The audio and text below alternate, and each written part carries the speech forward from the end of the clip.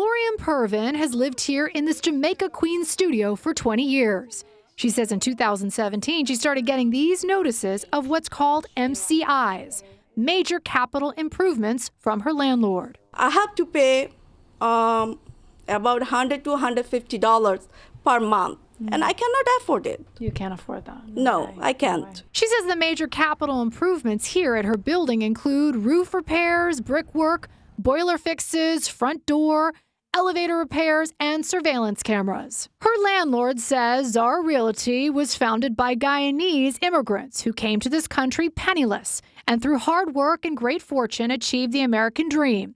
It remains a family-run business based in the same community of Jamaica Queens where it was founded.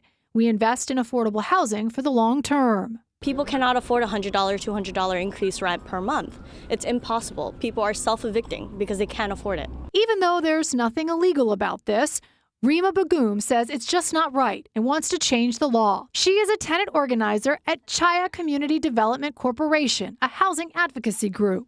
It is legal for landlords to increase your rent if they have to do these capital improvements. A lot of the laws that were passed in the early 90s were legal, but they weren't necessarily just. Last winter, their message was amplified on Twitter by presidential candidate Bernie Sanders.